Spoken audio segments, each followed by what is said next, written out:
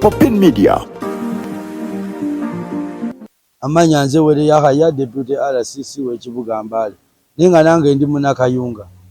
Kati chairman saba Mukama Katonda amuwe ekimuli eky'emirembe, amuyingize eggulu, amusonye ebyamusobako.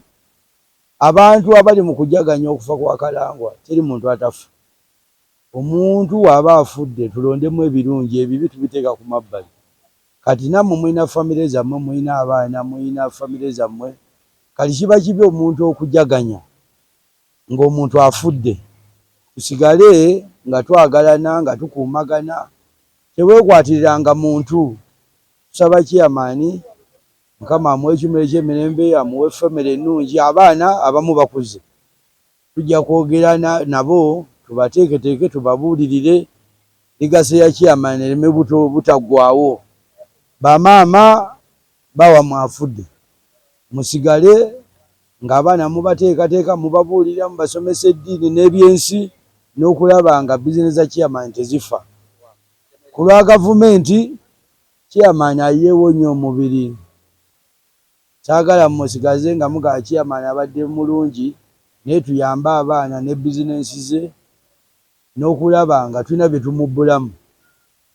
Kubanga buli kimu mu byenjigiriza, mu byankulaakulana, mu by'amasomero, mu by'obulamu, mu by'eddiini nga buli wamu abeerawo. So kati chairman Kalangwa y'omu ku bantu bakaada be tufiiriddwa, eggwanga lifiiriddwa, President Museveni afiiriddwa, General Sala afiiriddwa, munywanyi waabwe, naffe nga Bannakayunga tufiiriddwa kubanga omuntu yateeka Kayunga ku maapu Kalanga Moses Kaliisa. President yajja wano emirundi egiwera tuli ku likodi okujja era n'alaba ebyaliwo n'ayagala Kayunga esigale nga tuli bumu. Kati Bannakayunga abali mu kujaganya, abali mu kusanyuka, mu mayindi Kayunga eddibu ddene tulina okweteekateeka okukolera awamu, okubeera obumu, okulaba nga ligase ya chairman. Tulina abakulembeze abalina osigala nga tuwanika bendera ya Uganda, nga tuwanika bendera ya Kayunga, ng'enkulaakulana etuuka buli wamu abadde buli ofiisi atuukawo nga buli ekiganya akuba essimu ate n'alumbirako. Kyova olaba oluguudo lwaffe bagenda lukola n'ebirala, amasannyalaze byonna teyali, amasomero nga buli gwe kikwatako ku disitulikiti ng'ababeera bubi okulaba ng'empeereza ekitebe ekyo kyali kiganye. Mu bakaada ab'NRM ali mu bantu 10 kubanga buli we tubadde tulina akalulu nga ye yediployinga yekka tubeegenda mu by-election. Ayambye bannabyabufuzi ku mpaala wetunya mu kabinenti eyakaggwako aye kabaddemu ne baminisita abawera 40 be yayambako mu byobufuzi, mu kulobinga, mu palamenti abadde aweza be MP 10 babadde ateekamu ssente. Abateekamu ssente n'agenda n'anoonya n'akalulu n'akakuuma paka oli bw'ayingira palamenti. Bwetutuuka mu local government, mu bachairman ba local government abeero si 50% Kalangwa abadde abamanyi ate ng'abayambako mu byobufuzi okulaba nga batambuza bulungi emirimu n'okuyita. Bwetutuuka mu local government era abadde ayamba. Kati chairman abadde mukulembeze omulungi, ayagala ensi ye, ayagala enkulaakulana, abadde businessman, entrepreneur.